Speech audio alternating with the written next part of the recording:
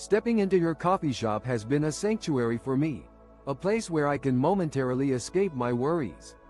Thank you for taking the time to chat with me and make my day a little brighter.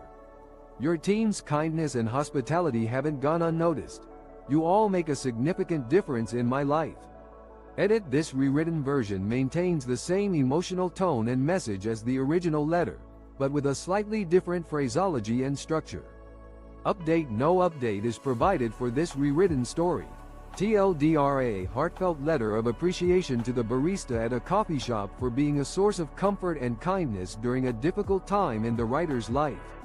I loathe my husband. I am currently on a family vacation where my husband is acting like a complete jerk. He's ruined the day and I am sitting here realizing how much I really do not like him. It's an aha moment where I realize that I truly don't love him.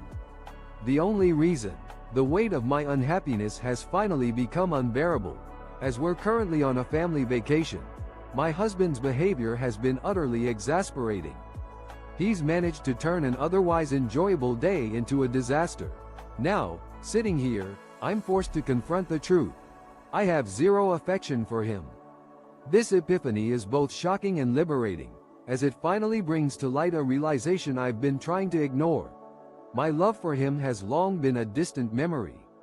What's holding me back from making a change is the crippling fact that I'm a stay-at-home mother without any safety net. My impending job interview gives me a glimmer of hope, as I desperately hope to secure employment that will provide me with financial independence and ultimately, the freedom to leave this unhappy marriage behind. My life has become a never-ending cycle of unhappiness, and I needed to express this deep-seated frustration in some way, even if it's just to the digital ether. I can't believe this needs to be said, but here we go. We recently received a message that said an user found a poster's MIL shop and took pictures of said shop and people in it. Op has scrubbed her history of all identifying details since. I would like to take this. It's unfortunate that this warning has become necessary. We've just been informed about a situation where someone discovered a poster's family member's business and snapped photos of the store and its patrons. The original poster has since erased all identifying information from their history. In light of this, I'd like to emphasize the importance of refraining from similar actions. This behavior poses a significant risk, not only to the individual engaging in it, but also to the person being targeted. Your actions could inadvertently compromise safety and interfere with ongoing investigations. This may seem like a basic principle, but it's clear that it warrants repetition. Please take this guidance to heart and exercise caution in your actions. Tiny update: today's schedule. In court for the RO, most of the morning was spent waiting for our case number to be called. It got called at 11:45. Lunch is a hard schedule at noon. I thought ahead and FWDED the house phone and DH's cell to my phone and stuck it on silent. A sudden twist in the case: today's court proceedings started off slowly, with most of the morning consumed by an agonizing wait for our case number to be announced. When it finally did at 11:45, I prepared for the day by transferring my husband's cell phone and our house phone to my own device and putting it on silent mode.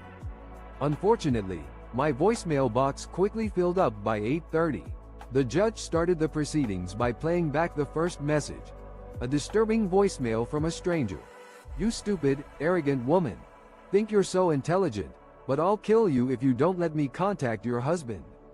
As the playback continued, the disturbing tone only intensified, leaving the judge visibly shaken.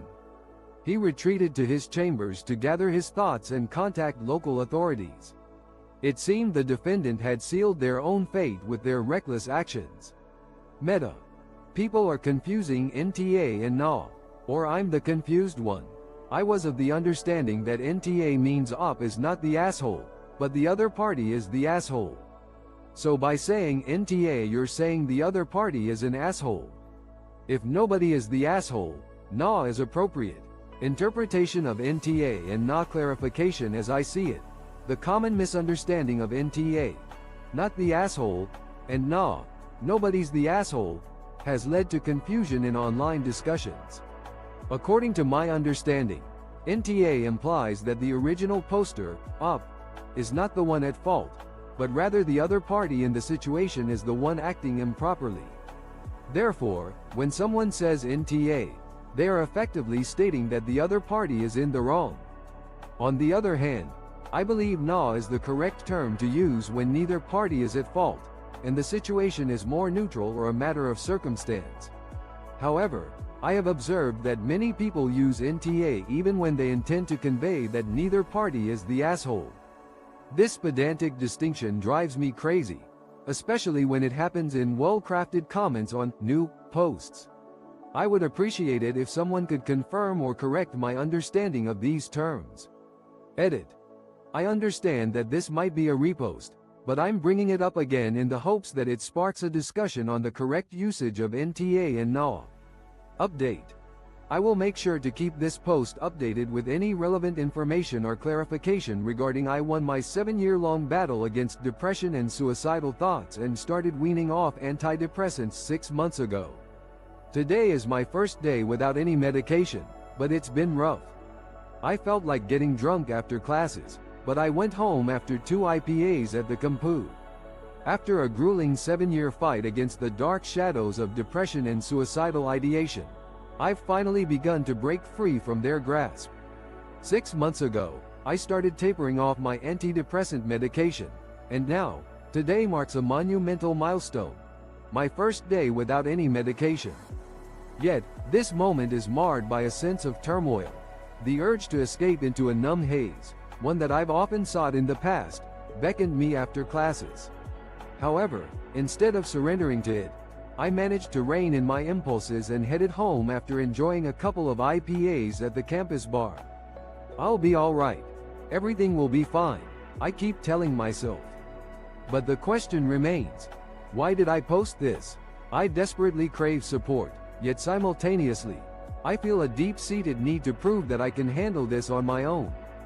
If you're still reading, I'll be grateful for any help or guidance you can offer. Edit. Update.